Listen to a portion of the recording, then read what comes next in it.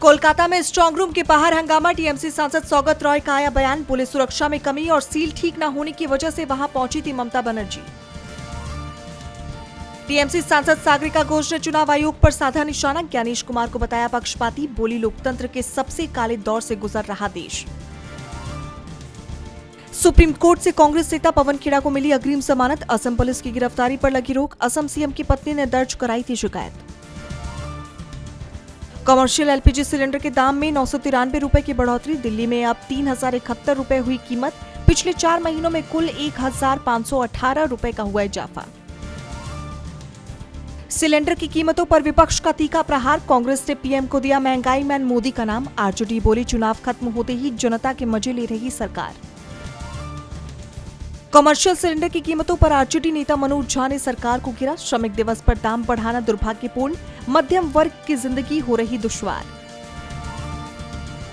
सपा प्रमुख अखिलेश यादव का भाजपा पर हमला। कहा सिलेंडर नहीं रोटी थाली हो रही है महंगी। पूछा महंगाई और बेरोजगारी पर कब आएगा निंदा प्रस्ताव। अंतर्राष्ट्रीय श्रमिक दिवस पर राहुल गांधी ने दी शुभकामनाएं। बोले श्रमिकों का संघर्ष ही देश की असली ताकत। उनके अधिकारों की रक्षा हमारा संकल्प। कर्नाटक के सवाल पर बोले कांग्रेस अध्यक्ष मल्लिकार्जुन खड़गे। कहा सोनिया राहुल अकेले नहीं लेते फैसला। वरिष्ठ नेताओं से चर्चा के बाद ही तय होती है रणनीति। सोनम वांगचुक की केंद्र से अपील। अमित शाह के लद्दाख दौरे के बीच रखी अपनी प्रमुख शर्तें। राज्य का दर्जा और 6ठी अनुसूची की मांग दोहराई। ईरानी विदेश मंत्री अरागची की राष्ट्रपति पेजेश्कियान और संसद स्पीकर गालिबाफ से बड़ी तनातनी। पेजेश्कियान और गालिबाफ हुए एकजुट। अरागची को हटाने की कर रहे तैयारी। विदेश मंत्री के तौर पर उनके फैसलों से खुद को बताया नाखुश।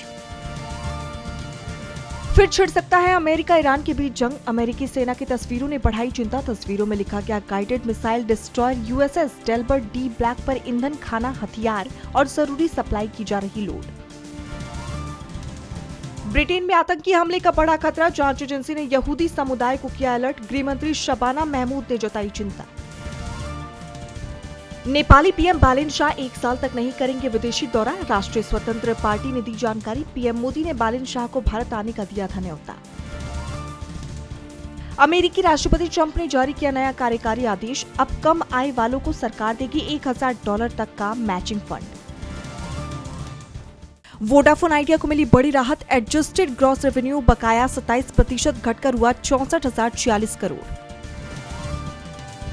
विमानों का किराया बढ़ने की आशंका। अंतर्राष्ट्रीय एयरलाइंस के जेट ईंधन 5% महंगे हुए। लगातार दूसरे महीने बढ़े दाम।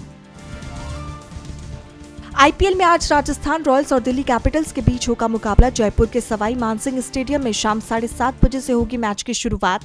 फैंस को मैच का बेसब्री से इंतजार।